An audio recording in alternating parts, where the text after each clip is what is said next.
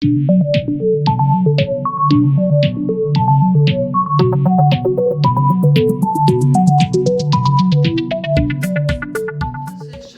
you're going to do your basketball turn. 1, 2, 3, 4. Come right back to where you started from. If you're in butterfly when you start your basketball turn, depending on the choreography, sometimes it's going to go all the way around to come back to face, or it could end up in open or semi. So if we do a basketball turn, by definition, it takes one complete revolution. So it would actually come all the way around to face your partner again. But a lot of times choreography, they'll have you only do a 3/4 turn. So let's try that one. Open position first, or turn our back on our partner. Then we lunge to the side and come on around to face.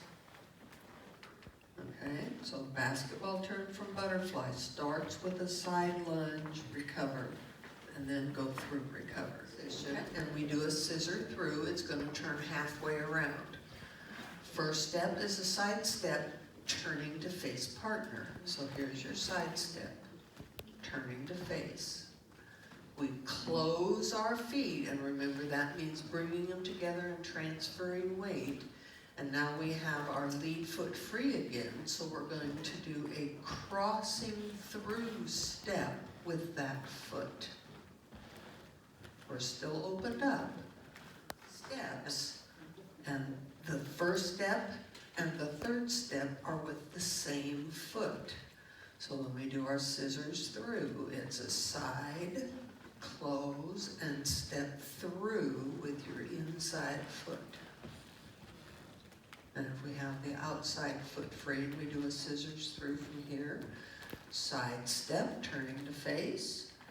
Bring those feet together, transfer weight, and step through with that inside foot. Really well with it. I'm impressed. So when we do a side close twice, we do side, close, and we're taking 4 weight changes. We're going to do that same weight change pattern, but we're going to do a little different with the feet. We're not going to close our feet. We're actually going to cross in back of our bodies. So we're going to take a side step, and we're going to cross in back of our bodies with our trailing foot. To do that, you have to bend your knees, because you can't keep your knees straight and get that foot behind there. You'll trip yourself. So you're going to bend the knees so that you could cross in back. And we're going to take our side step, bend the knees, and cross in back. It's like I step on this foot and it hurts. Ah! It's called limp. That's the name of the figure, is limp. So you are actually kind of limping along, but it's 2 weight changes, or 4 weight changes, just like side close twice, except instead of closing, you're crossing them back. So a limp is 1, 2, 3, 4. What was that? Tripped over your own foot? Side and back, side and back. And that's where the limp ends. Can be followed by anything, most usually walk to or walk and face, just like our 2 side closes. Okay? Forward 2 steps, and you guys are doing that great.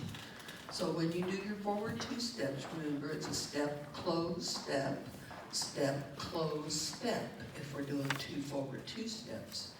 There's another figure that does approximately the same thing, except you don't close your feet. You lock the foot behind the other one. And it's called forward, lock, forward.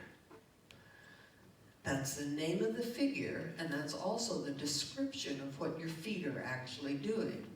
So with whichever foot you have free, you're going to step forward, and instead of closing the feet, you're going to bring it up behind the other foot and lock it, and then step forward with your lead foot again. Now, when you're doing that forward lock forward, if you keep your body straight as an arrow down line of dance, like a robot, it's going to be really difficult.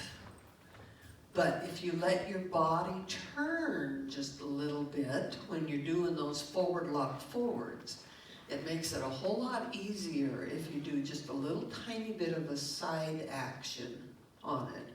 So instead of robot forward lock forward, we're going to do forward lock forward and forward lock forward. Just that little tiny bit of upper body turn makes all the difference of being able to do that locking step without tripping yourself. Okay? So we've done, so the ending is half a box. Now we're going to step side with our trailing foot and point to reverse with our lead foot. That's the ending, just a little different. Half a box, side, and point through to reverse.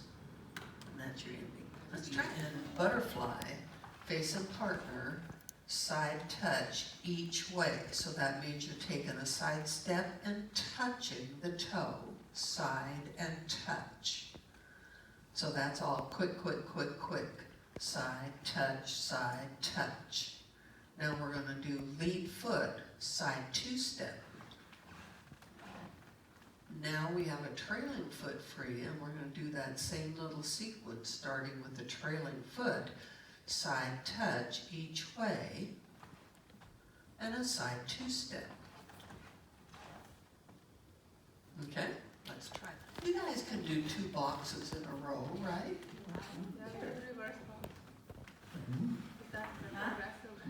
Two boxes in a row. Side close, forward, side close, back. Side close, forward, side close, back. Good thing I follow aggressively.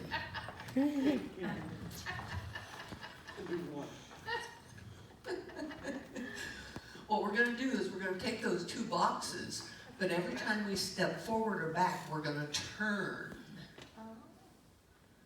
And we're going to turn left. So if we turn left, this left arm right here in front of your nose, it's going out this way, and you're going to keep following it. That's a left face turn. Okay? It is not right for the lady. I wish you'd quit saying that. It is a left face turn for both people. And you're turning on the forward and the back step. So you're still doing the side close. So if we did a box, it's side close forward, side close back. A left turning box is going to be side close forward, side close back. Side close forward, side close back. So it takes 2 boxes to get all the way around because each part of it turns a quarter. And when I went to school, 4 quarters makes 1 full revolution, right? So if we are facing the wall and we do 4 quarter turns, we're going to end up right where we started. Okay? Turns are happening on the forward and the back steps. Let's try it.